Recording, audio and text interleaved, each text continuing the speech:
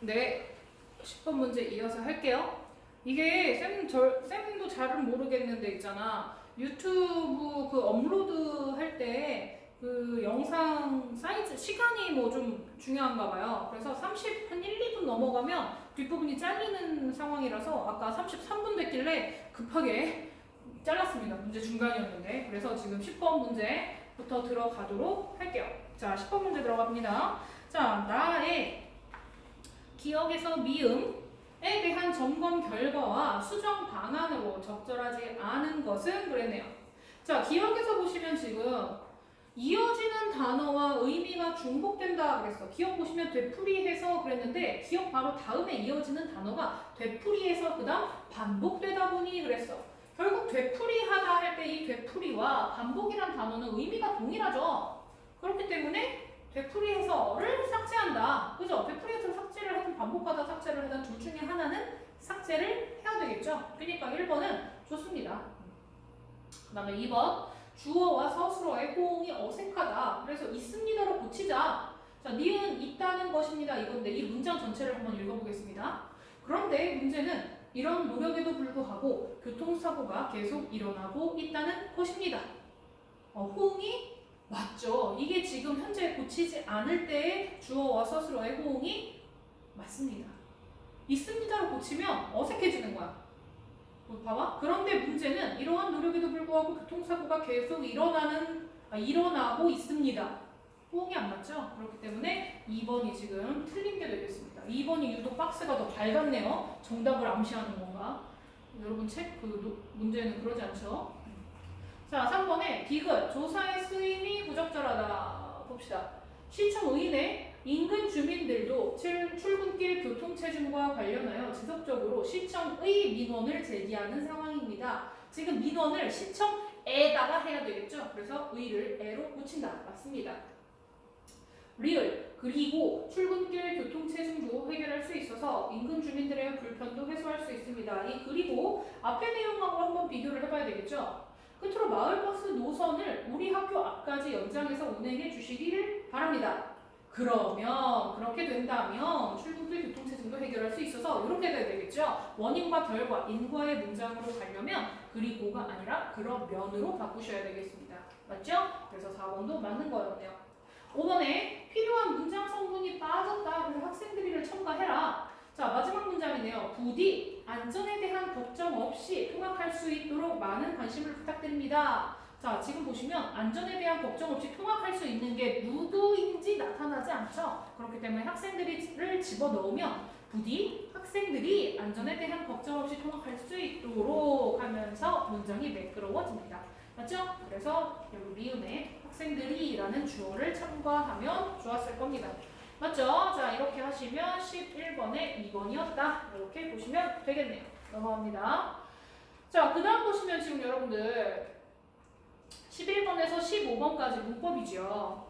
지난번에 쌤이 한번 수업 시간에 지금 여러분들 상황에서 문법 문제를 이렇게 풀이를 해주는 게 과연 맞는지 모르겠다. 원장님하고 상의를 좀 해봐야 되겠다. 이렇게 했는데 그러고 나서 이제 그 다음에 코로나 때문에 지금 여러분들하고 아직 이야기를 못했는데 원장님께서 일단은 문법 문제를 풀이를 해주지 말자. 이렇게 이야기를 하셨습니다.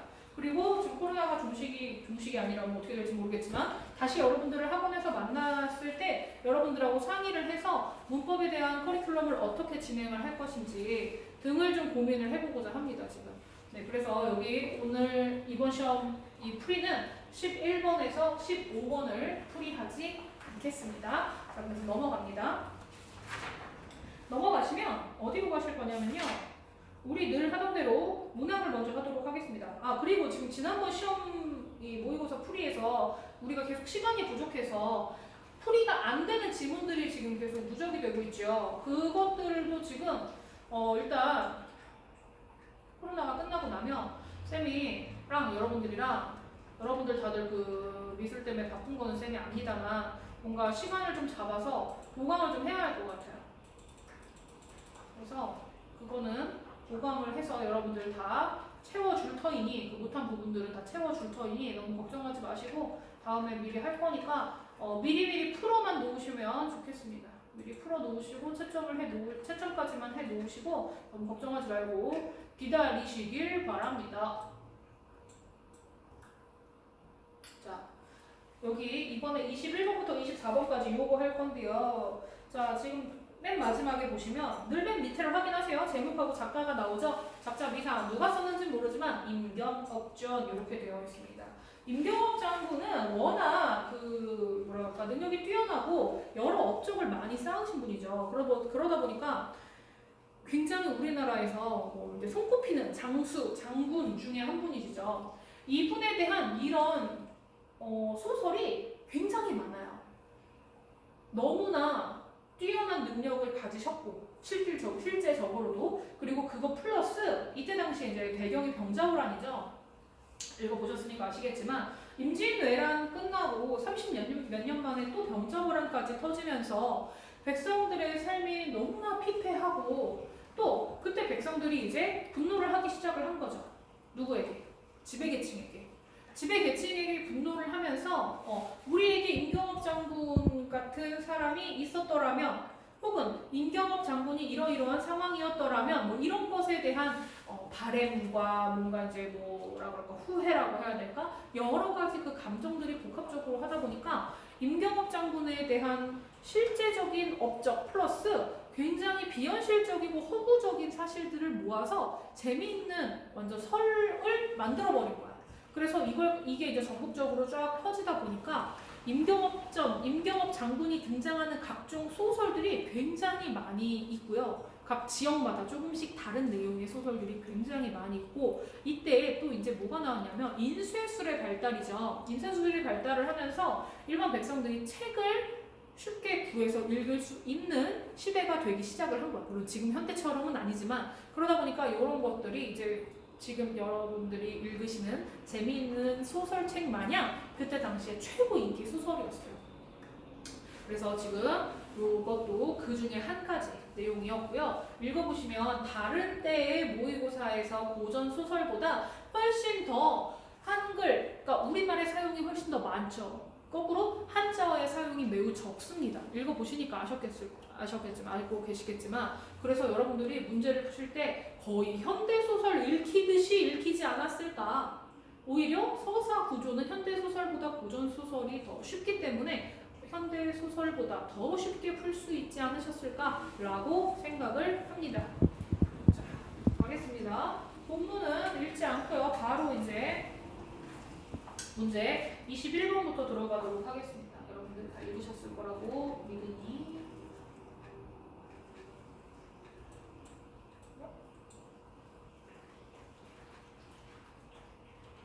지금 보시면 여기 쌤이 지난번에도 이야기했지만 읽기 전에 늘 문제를 보시라고 그랬죠? 여기 문제에서 21번에서 지금 딱 좋죠? 보기를 보시면 기억의 조선, 니은의 호국, 디귿의 다시 조선 이렇게 되어 있는데 이 글이 진행이 되고 있을 때 공간이 조선이었다가 호국이었다가 다시 조선이었다가 이렇게 됩니다. 자, 그래서 조선에선 어떤 일이 있었나, 호국에서 어떤 일이 있었나 한번 잡봅시다. 적절하지 않은 것을 고르랍니다. 자, 기억 조선에서는 말이야 임금업이 호국 장군들, 장수들, 그 병사들을 혼내죠. 니들 나한테 쳐들어오지 않겠다고 약속하고 나한테 고맙다고 그런 비까지 세워놓고서 이제 와서 내 뒤통수를 쳐! 막 이러면서 혼을 내잖아. 맞죠? 그래서 기억에서 임경업은 호국 장수들이 아군을 영탐한 사실을 알고 크게 분노해서 혼을 낸다. 맞습니다. 2번 기억에서 임경업과 달리 조정의 신하들은 호국이 다시 침공할 것이라는 염려를 하지 않는다 그랬는데 거기 읽어보시면 쭉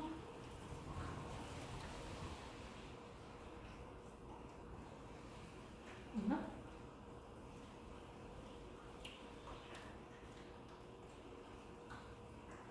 없네?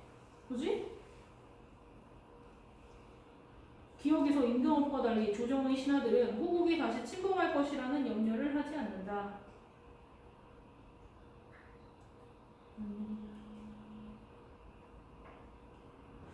자, 이거는 지금 현재 모르겠네요. 나 뒷부분에서 찾을 수 있을지 모르겠네. 자, 일단 여기 2번은 세 번을 좀 쳐주세요. 자, 그 다음에 2번 세 번 쳐주시고 3번 니은에서 호국왕은 임경업과의 직접적인 대결을 피해서 한양을 급습하는 계교를 꾸민다. 자,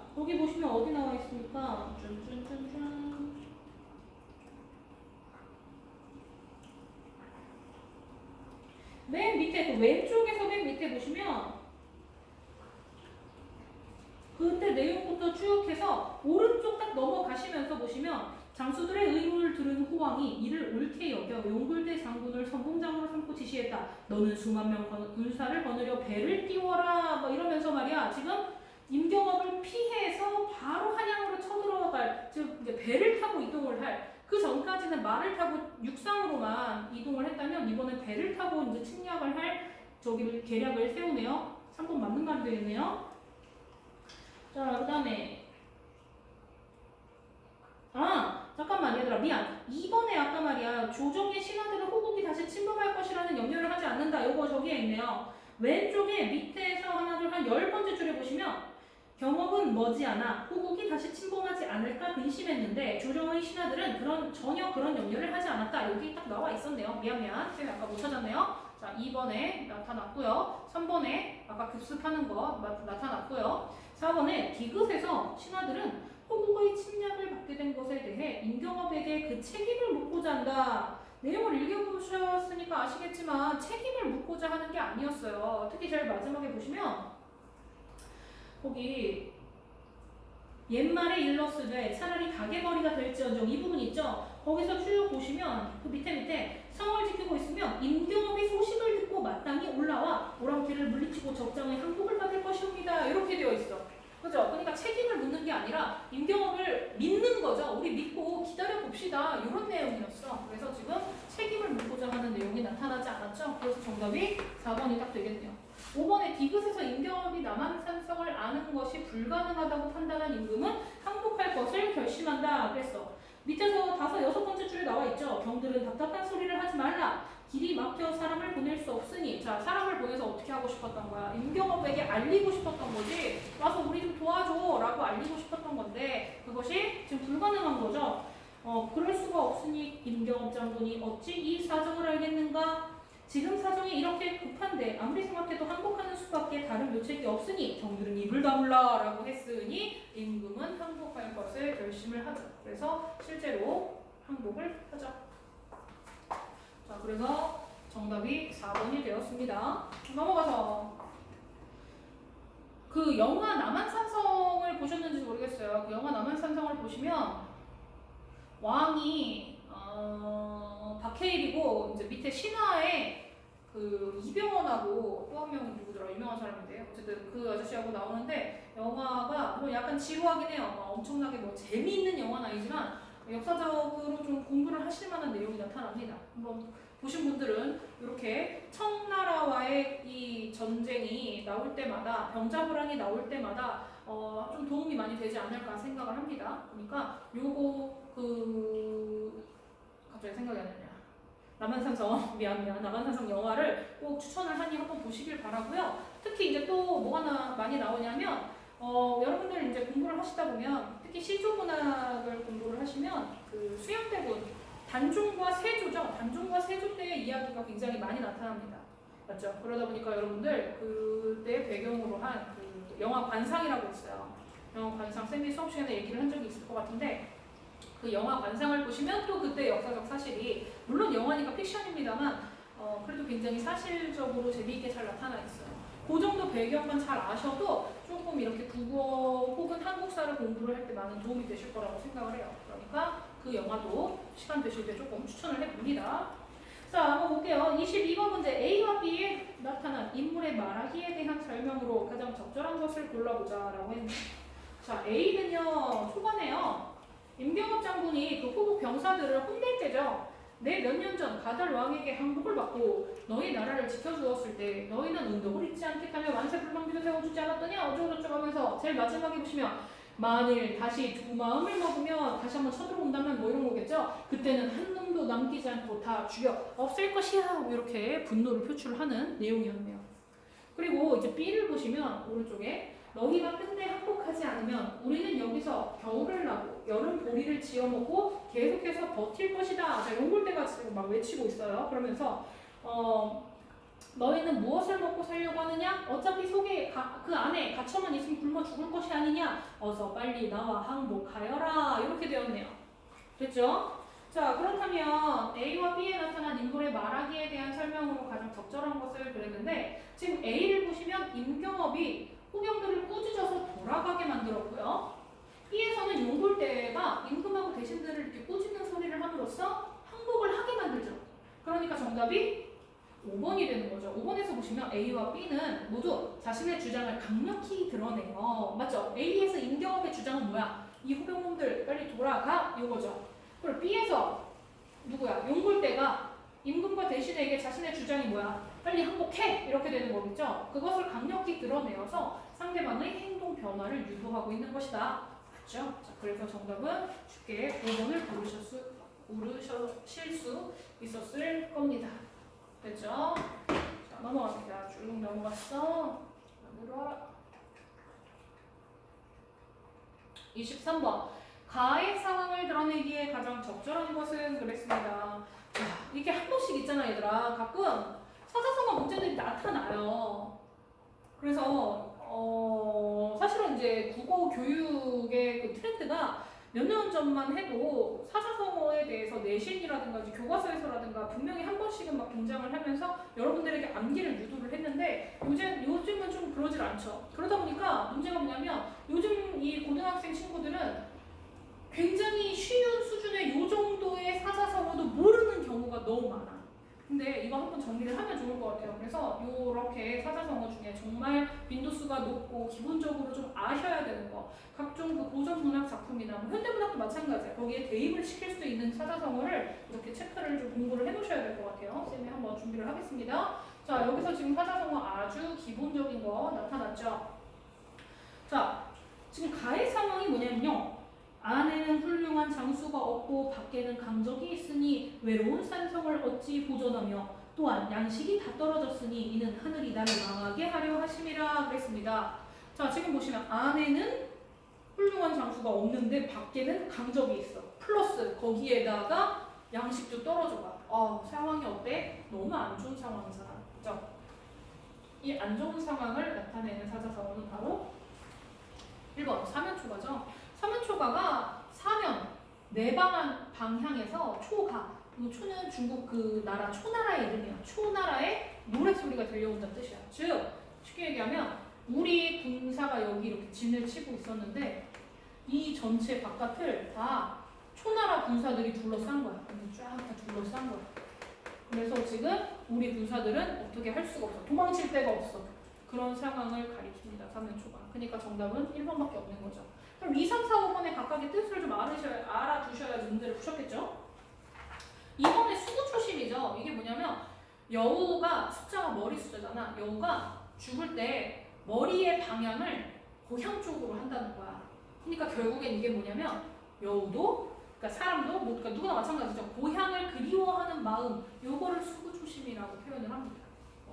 자, 그 다음에 오월공주라는 건 뭐냐면 오나라랑 월나라가 같은 배에 탔다 뭐 이런 뜻이거든. 그러니까 오나라랑 월나라는 원래 엄청 이제 앙수, 원수, 지간인데 어떤 상황 때문에 지금 힘을 합쳐야 될 때가 왔다는 거야. 자, 그래서 이 오월공주도 원수 지간에도 상황에 따라서 힘을 합쳐야 될 상황이 있다. 뭐 이런 사자성어예요. 이심전심은 알죠? 이거는 네 마음 내 마음 다 똑같아. 뭐 이런 뜻이니까 이거는 아니까 넘어가시고요. 호가 허위도 많이 들어보셨을 거야.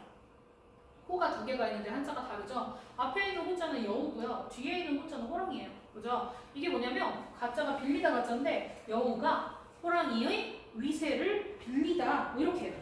그죠? 그럼 이게 결국 무슨 뜻이냐? 남의 권세를 빌려서 내가 위세를 떠놓고 내가 높은 사람인 것 마냥 행세를 하는 그런 모습을 호가호위라고 표현을 합니다.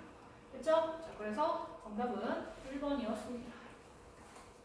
알면 너무 쉬운 문제였지만 모르면 틀릴 수밖에 없는 문제였죠. 짜짜짜 들어갑니다.